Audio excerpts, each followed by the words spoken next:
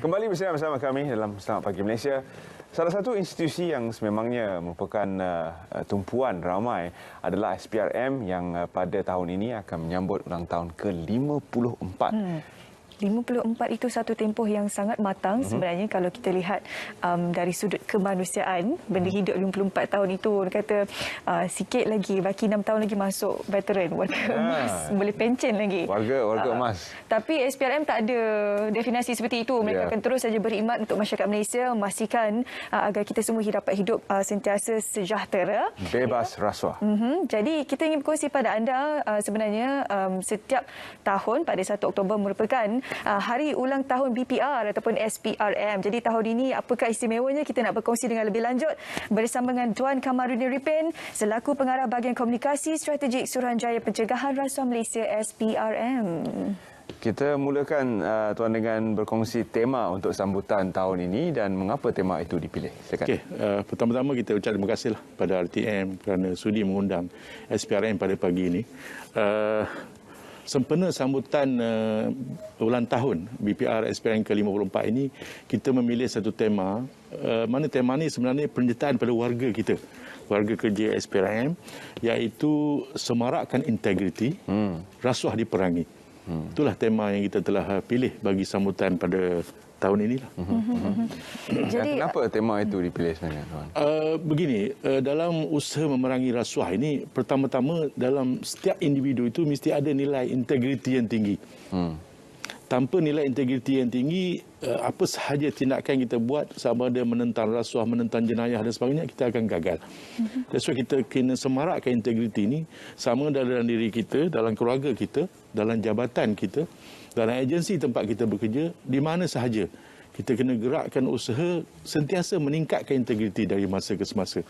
Isu yang timbul kadang-kadang bila individu itu berseorangan, atau bila individu itu diuji dengan kekuasaan, atau bila individu itu diuji dengan ruang dan peluang. Kalau bagi kita, kalau dia punya integriti yang tinggi, sikap yang terbaik dalam diri, dia akan menolak rasuah pada bila-bila masa. Tetapi kalau integritinya agak turun naik dan sebagainya, ini persoalan dia. Maknanya kita nak hapuskan rasuah ini, perangi rasuah ini, kita kena semarakkan integriti di kalangan kita semua. Jadi bersempena dengan sambutan yang ke-54 ini, pasti ada banyak aktiviti dan juga perancangan untuk menyemarakkan lagi sambutan ini. Ya, antara lain kita melihat di usia 54, ibarat orang kata dah setengah abad lah SPRM BPR ini. Dulu kita dikenali sebagai BPR, sekarang SPRM setengah abad. Kita merancang program-program pada 1 Oktober besok. Kita bermula pada malam ini lagi, pada hari ini lagi. Kita akan adakan majlis bacaan Yasin, tahlil dan doa selamat bagi Muslim. Dan kita juga akan mengadakan multi-faith ceremony. Penganut Budanya, penganut Kristiannya, penganut Hindunya akan berada di kuil, tokong dan church gereja masing-masing untuk bersama-sama mendoakan kejayaan, mendoakan hasrat SPRM untuk bersama di dalam masyarakat itu memerangi rasuah ini. So malam ini kita akan bermula dengan bacaan Yasin tadi bersama dengan pengurusan tertinggi SPRM. Besoknya adalah kemuncak pada sambutan berkenaan, di mana kita akan buat satu perhimpunan. Dia tak boleh berskala besar sekarang. Dia akan buat secara yang mematuhi SOP, MKN. Kalau kita lihat hari ini dah National Recovery Plan kita pun dah 95 hari. Kan? Kalau kita lihat MCO kita dah 565 hari. So kita masih tertakluk kepada SOP, MKN. Perhimpunan kita ini mendapat kebenaran daripada MKN dalam bentuk yang berskala kecil tetapi mematuhi SOP. Kita bermula dengan kawalan kehormat untuk Ketua Pesuruhjaya kita. Seterusnya akan ada amanat daripada Ketua Pesuruhjaya kita. Dan masa majlis yang sama, kita akan buat juga pelancaran kad kuasa baru kita, kad kuasa baru SPRM. Kita juga akan melancarkan video pemakaian, tata cara pemakaian. Dan yang paling penting pada majlis itu juga kita adakan penyampaian pingat khidmat setia untuk pegawai-pegawai kita yang telah berkhidmat 15 tahun, 20 tahun, 25 tahun, 30 tahun. Sebab kita rasa kita kena menghargai pegawai-pegawai kita yang begitu setia berkhidmat dengan SPM. Itulah antara lain pengisian pada 1 Oktober besok. Satu ketika dulu kita tidak pernah dengar ahli politik disiasat di bawah BPR ataupun disiasat oleh SPRM. Tetapi cabaran SPRM semakin bertambah tak kala mendepani isu-isu berkaitan dengan ahli politik. Dan semestinya semenjak tahun 2018 kita telah lihat siasatan yang ke atas individu-individu yang agak besar profil mereka. Bagaimana SPRM mendepani cabaran untuk menyiasat terutama sekali ahli-ahli politik yang boleh keluarkan kenyataan media macam-macam dan mungkin mengelirukan rakyat? Terima kasih Cik Terence. Kita beginilah, bagi SPRM ini ditubuhkan oleh kerajaan atau ditubuhkan oleh masyarakat Malaysia bagi membantras dan menghapuskan rasuah di negara kita. Itu prinsip yang utama, itu yang perjalanan amanah yang pertama dikenaki oleh masyarakat kepada kita. So bagi kita, we are colour blind. Kita tidak mengenal sesiapa. Musuh kita adalah orang yang melakukan rasuah. Kita tidak bercakap pasal ahli politik ke ataupun senior government officer ke jabatan tertentu dan sebagainya, tetapi musuh kita, musuh rakyat Malaysia ialah orang yang melakukan rasuah. Dan SPRM ditubuhkan untuk menghapuskan rasuah. Colour blind, political blind ataupun apa saja istilah yang digunakan lah. Mana kita menerima maklumat, kita jalankan siasatan. Tanpa kita mengambil kira siapa yang disiasat, tapi yang penting ialah kebenaran atas maklumat berkenaan. Satu lagi prinsip harus kita fahami ialah bahawa adanya separation of powers. Di kalangan SPRM, kita bebas untuk melaksanakan tindakan-tindakan siasatan kita. Kan? Tetapi akhirnya untuk mendakwa tidak mendakwa ialah kuasa Jabatan Peguam Negara. Separation of power ini perlu dipahami oleh rakyat Malaysia supaya kita memahami peranan agensi-agensi berkenaan. Yang boleh saya komen.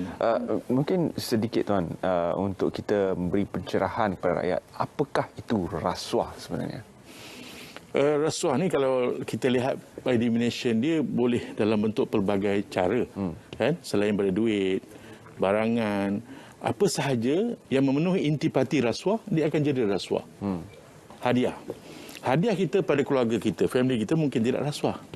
Tetapi hadiah kita kepada ketua jabatan kita di hujung tahun untuk naik pangkat, boleh menjadi rasuah. Betul. Contoh yang mudah saya nak bawa macam itulah. Tapi siapa nak tahu niatnya kan?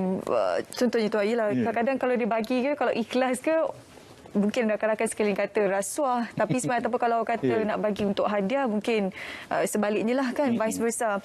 Tapi itulah, itu cerita kita serahkan kepada PSPRM lah tentukan mana yang sahih. Cuma sekarang ini kalau tuan boleh kongsikan di kala pandemik kan, ialah bukan mudah sebenarnya untuk anggota-anggota SPRM untuk menjalankan tugas dan sebagainya. Jadi kalau boleh kongsikan sikit sebanyak atas cabaran PLUDLRE di kala pandemik ini untuk melaksanakan tugas. Itulah hakikatnya bahawa SPRM ini tidak boleh berhenti di sini. Sebab rasuahnya masih berlaku. Kalau kita lihat statistik, melihatkan bahawa rasuah macam seolah-olah tak ada beza antara sebelum pandemik dan semasa sekarang. So, SPRM tidak boleh berhenti di sini. Kita terus menjalankan siasatan, menjalankan tangkapan, terus menjalankan operasi. Cumanya kekangan dia kita terhad sikit dari segi mungkin nak berhubung dengan mencari saksi, menangkap orang tertentu kena ada prosedur yang berlainan. Itu kita dah ada satu tata cara sendirilah untuk melaksanakan tugas-tugas ni. Dan ada antara pegawai kita yang terkorban kerana dijangkiti COVID dan telah meninggal dunia. Ini cabaran-cabaran yang kita sebagai enforcement ni kita kena lalui, kita kena hadapi. Sebab saya ulang balik, kita tak boleh berhenti di sini. Sebab kita lihat jenayah rasuah itu masih berlaku di zaman COVID, di zaman sebelum COVID, mungkin pasca COVID. So kita masih terus bekerja seperti biasa, cuma mematuhilah SOP dan prosedur MKN. Okey, untuk memastikan jenayah rasuah terhapus sama sekali di Malaysia, SPRM tidak boleh bekerja sendiri dan memerlukan kerjasama daripada rakyat. Apakah harapan SPRM dalam pada mendapat kerjasama daripada pihak rakyat Malaysia? Dia sebenarnya tugas memerangi rasuah ni bukan tugas agensi kami saja, bukan tugas SPRM semata-mata. Masyarakat di luar sana seharusnya menjadi mata dan telinga kepada SPRM. Membantu SPRM, memberikan maklumat yang betul, yang tepat. Kita ada akta perlindungan saksi, kita ada perlindungan pemberi maklumat. Semua akta-akta ini kita dah wujudkan bagi memastikan mereka yang punya maklumat tentang rasuah tampil ke hadapan. Jangan takut. Bekerjasamalah dengan SPRM. Sebab hasrat kita ialah bahawa kita hendaklah bersama dalam mencegah rasuah ini. Okey, baik. Itu saja kesempatan kita ada hari ini untuk berkongsi berkenaan dengan peranan SPRM dan juga bersempena dengan hari ulang tahun SPRM yang ke-54. Terima kasih kepada Tuan Kamarudin bersama dengan kami hari ini di studio. Terima kasih. Terima kasih kembali pada RTM. Selamat menyambut ulang tahun ke-54. Terima kasih. Okey, baik. Seterusnya, kami nak bawa anda ke Met Malaysia untuk kita tinjau ramalan cuaca hari ini bersama dengan rakan penyampai di sana. Silakan.